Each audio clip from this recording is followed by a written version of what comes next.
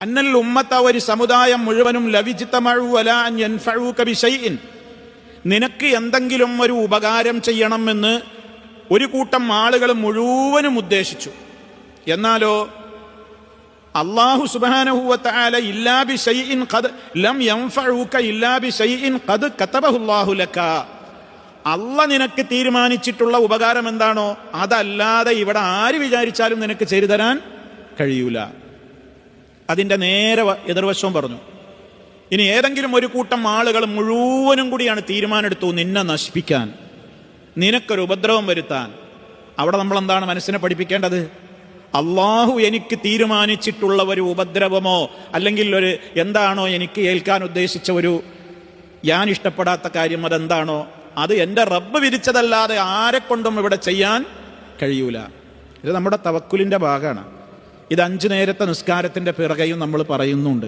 അല്ലാഹുമ്മ ലാ മാനിഅ ലിമാ അഅ്തൈത വലാ മുഅ്തിയ ലിമാ മനഅ്ത. അല്ലാഹുവേ, ലാ മാനിഅ ലിമാ അഅ്തൈത, നീ കൊടുത്തത് തടയാൻ മുടക്കാൻ ഒരാളുമില്ല. വലാ മുഅ്തിയ ലിമാ മനഅ്ത, നീ മുടക്കിയത് കൊടുക്കാനും ഒരാൾക്കും കഴിയൂല. അത് നമ്മുടെ ഈമാനിന്റെ ഭാഗമാണ്, അത് നമ്മുടെ അഖീദയുടെ ഭാഗമാണ്. അത് ഉറച്ച് വിശ്വസിക്കുന്ന ഒരാൾക്ക് എന്തിനാണ് ടെൻഷൻ എന്നാണ് നമ്മൾ ചോദിക്കേണ്ടത്. നമ്മളോട് ചോദിക്കണം. എനിക്ക് ടെൻഷൻ വരുമ്പോൾ അല്ലെങ്കിൽ നിങ്ങൾ ഓരോരുത്തരും നിങ്ങൾക്ക് മാനസികമായി സംഘർഷം അനുഭവിക്കുമ്പോൾ സ്വയം ഉത്തരം കണ്ടെത്തേണ്ടത് അങ്ങനെയാണ്. എന്താണ് എൻ്റെ ടെൻഷന്റെ പ്രശ്നം? എന്താണ് എൻ്റെ മാനസികമായ വിഷമത്തിന്റെ കാരണം? ആ കാരണം ആദ്യം കണ്ടെത്തണം. അത് കണ്ടെത്തിയിട്ട് പിന്നെ ഞാൻ എൻ്റെ മനസ്സിനോട് ചോദിക്കണം, നീ എന്തിനാ ബേജാറാകുന്നത്? എന്താ ബേജാറ്?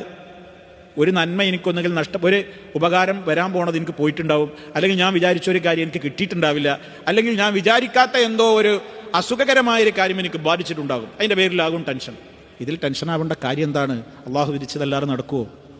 ആരെന്ത് തീരുമാനിച്ചാലും ആരെന്ത് വിധിച്ചാലും റഹ്മാനായ റബ്ബല്ലേ, അത്യുന്നതനായ കോടതി എവിടെയല്ലേ?